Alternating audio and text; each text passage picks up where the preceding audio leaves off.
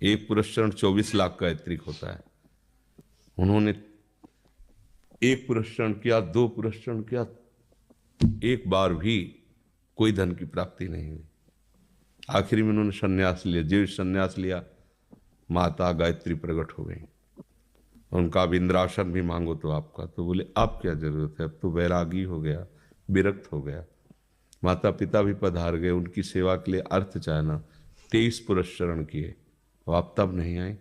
तो उनका तुम्हारे अनंत जन्मों में ऐसे 24 महापाप थे जिनके कारण मैं नहीं आ पा रही थी। अब वो 23 पुराण से चरण से नष्ट हुए, पुरस्चरण से, और 24वां तुमने संन्यास लिया, तो अब आप जो चाहो पर। बोले अब चाहिए ही नहीं, क्योंकि अब सन्यासी हो गए, अब तो ब्रह्म प्राप्ति के लिए।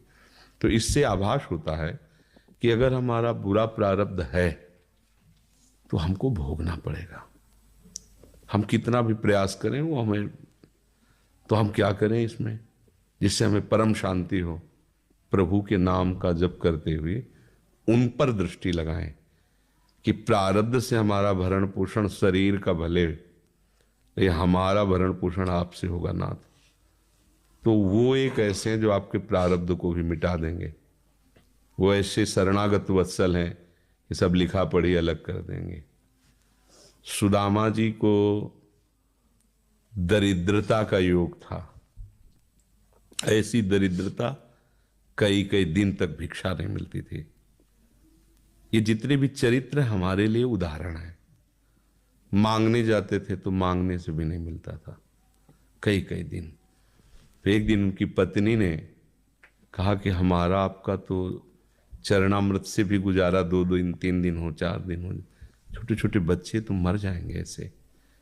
कुछ तो उन्होंने कहा श्री कृष्ण के सिवा हमारा कोई नहीं, अब हम क्या कर सकते हैं। प्रारब्ध जब बिगड़ता है ना, वो कोई सफलता नहीं होने देता।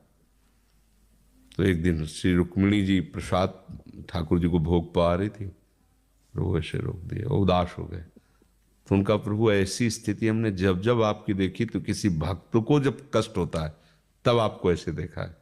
कौन सा भक्त है और क्या कष्ट है? तो का एक सुदामा नाम के हमारे मित्र